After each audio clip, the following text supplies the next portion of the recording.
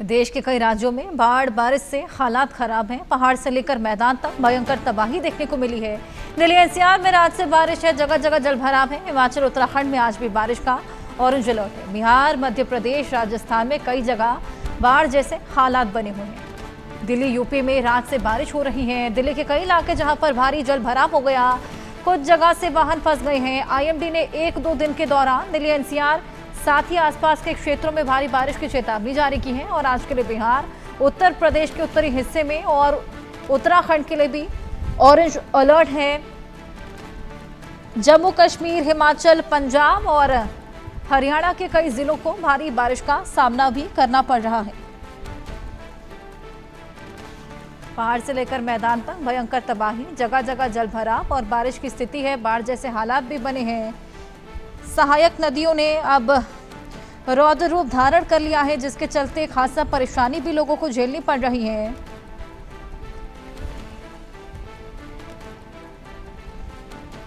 बारिश का सिलसिला अब भी कुछ दिन और जारी रहने वाला है, क्योंकि मौसम विभाग ने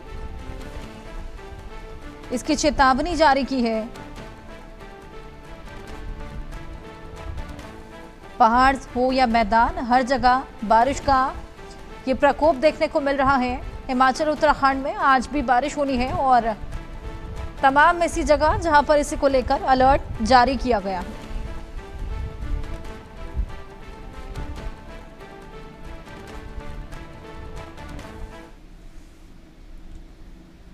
बारिश ने कई जगह गर्मी से राहत दी, लेकिन इसी के अलावा कई जगह कुछ ऐसा कुदरत का प्रकोप देखने को मिला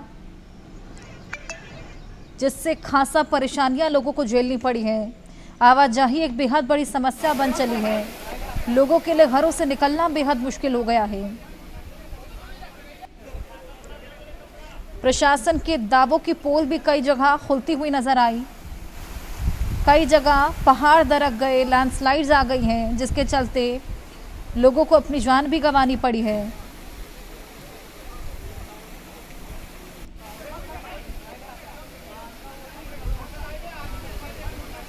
चलिए, हमारे तमाम सहयोगी अलग अलग जगहों से हमारे साथ जुड़ गए हैं। उनके पास चलेंगे, जानने की कोशिश करेंगे कि बारिश ने क्या कुछ मंजर वहां पर बना रखा है।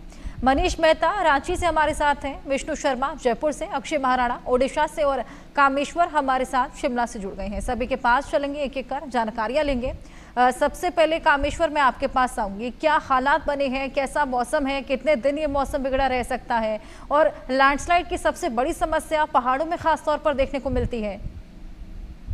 अगर बात करें जिस तरीके से हिमाचल प्रदेश में पिछले 3 सप्ताह से लगातार भारी मूसलाधार वर्षा हो रही है, ऐसे में लगातार जिस तरीके से बीते दिन भी जो कुमारसैन के पास जेसीबी मशीन जो सड़क मार्ग को खोलने का प्रयास कर रही थी, वो भी क्षतिग्रस्त हुई और मौके पर ही जो चालक की मौत हो चुकी है। और वहीं लगातार जिस तरीके से देखा, अभी 2 दिन पहले भी जो कुल्लू की मलियाना नदी के पास जो पुल बह गया, साथ ही वहां पर कार्यरत जो जेसीबी मशीन थी जो सड़क बहाल करने का कार्य करी थी, वो भी उसमें बह गई।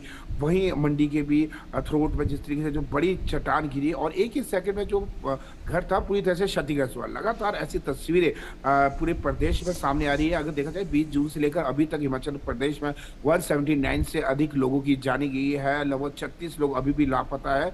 1679 करोड़ से अधिक सरकारी और निजी संपत्ति का नुकसान हुआ। वहीं आज आईएमडी ने खासकर 3 जिला के लिए येलो अलर्ट जारी किया गया है, जिसमें जिला शिमला, सोलन और सिरमौर में येलो अलर्ट जारी किया गया है, जबकि सोमवार को कल 5 जिला में येलो अलर्ट जारी किया गया है। आईएमडी की माने तो आने वाले 5 दिनों तक हिमाचल प्रदेश में भारी की भारी वर्षा की संभावना जताई गई है। केवल मात्र लाहौल स्पीति और किन्नौर को छोड़कर अन्य जो 10 जिला हिमाचल प्रदेश के हैं, उन सभी जिला में भारी वर्षा की चेतावनी जारी की गई है। अगर हम बात करें लगातार जिस तरीके से तीनों ही नेशनल हाईवे, चाहे चंडीगढ़, शिमला, चंडीगढ़, मनाली व अन्य जो छोटे मोटे सड़क मार्ग है, उन सभी क्षेत्रों में लगातार लैंडस्लाइड का क्रम देखने को मिल रहा है। बीते दिन या आज सुबह की बात करें तो लगातार चाहे पंडोह की तरफ, थ्रोट की तरफ लगातार जो नेशनल हाईवे है वहां पर लैंडस्लाइड लगातार हो रहा है। चट्टानों से पत्थर गिर रहे हैं। मंडी और कीरतपुर की बात करें या मंडी टू बिलासपुर की बात करें, वहां भी लगातार जो NHAI द्वारा वहां पर जो डंगे लगाए गए, ऐसे में लगातार ऊपर से जो चट्टाने हैं लगातार गिरने का क्रम जारी है।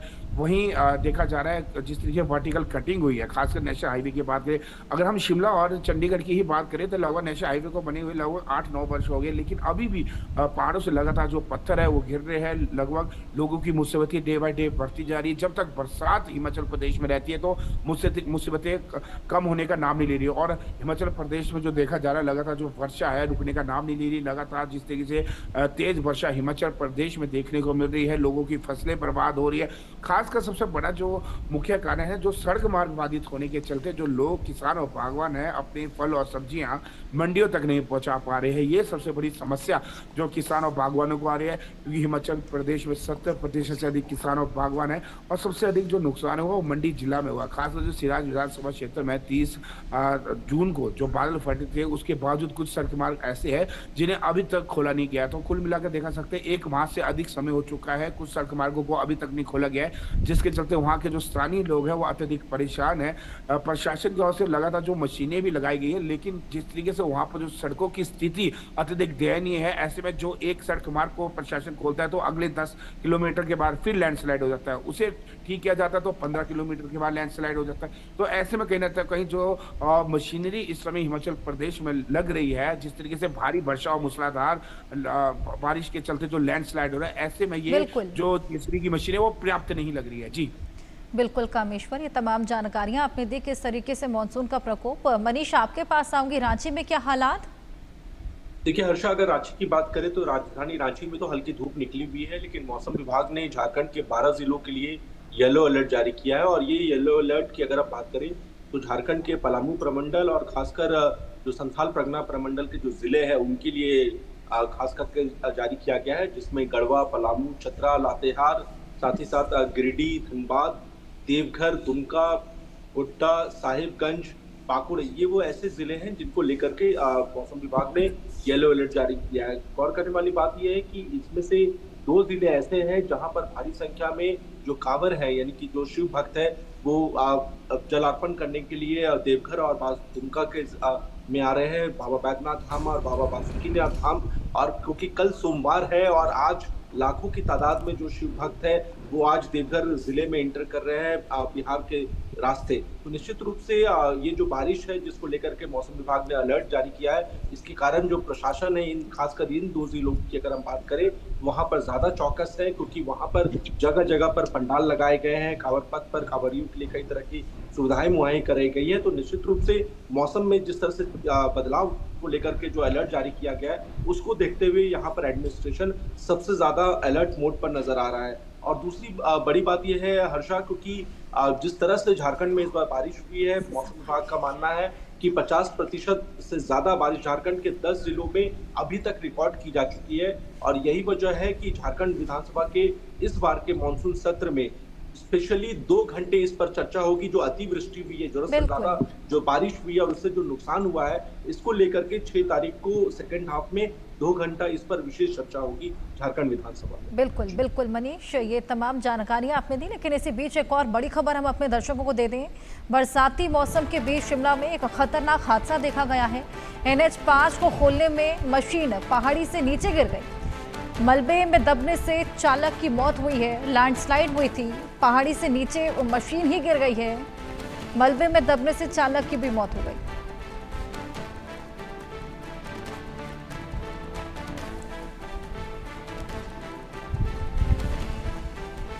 कामेश्वर, क्या कुछ और जानकारी इस पूरे हादसे को लेकर? जी बिल्कुल, जिस तरीके से जो देखा जा रहा है कुमारसैन के पास, यानी कि जो कल सड़क मार्ग अवरुद्ध थी, उस दौरान जो जेसीबी थी वहां पर सड़क बहाली के कार्य में लगी थी, लेकिन जो जिगजैग जो हिमाचल प्रदेश में खासकर भौगोलिक स्थिति के अनुसार जो सीढ़ीदार खेत भी रहते हैं, ऐसे में जिगजैग जो सड़क मार्ग है, ऊपर से जो जेसीबी मशीन जब लैंडस्लाइड वाले क्षेत्र को साफ करी थी, ऐसे वहां से जो मशीन है वो नीचे गिरी। लगभग उसने 8 से 10 पलटे लिए। ऐसे में जो चालक था वो अत्यधिक गंभीर घायल था, जिसे नजदीकी अस्पताल यानी कि कुमारसैन ले जाया गया, लेकिन वहां पर जो डॉक्टर ने उसे मृतक घोषित किया गया। तो कुल मिलाकर जो देखा जा रहा है, हिमाचल प्रदेश में ऐसी कई तस्वीरें सामने आ रही हैं। अगर जिस तरीके से 2 दिन पूर्व की अगर बात करें तो मलियाना यानी कि कुल्लू के पास भी जो मशीन थी वो भी जो सड़क बहाली के कार्य कर रही थी, ऐसे में जो तेज बहाव आया वो उसमें बह चुकी। तो ऐसे लगातार हिमाचल प्रदेश में काफी मुश्किलें सामने आ रही है, क्योंकि जिस तरीके से जो हिमाचल प्रदेश में दर्जनों सड़क मार्ग रोजाना लैंडस्लाइड के चपेट में आ जाती है, ऐसे में लगातार जो मशीनरी वहां पर लगी है उन्हें भी कहीं ना तो कहीं काफी भारी परेशानियों का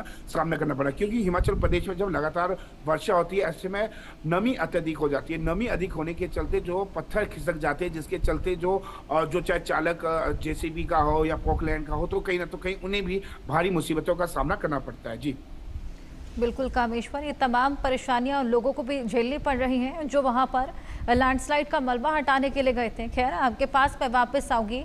विष्णु, जयपुर में क्या हालात बने हैं, किस तरीके का वहां पर मौसम देखा जा रहा है, क्या कुछ परेशानियां?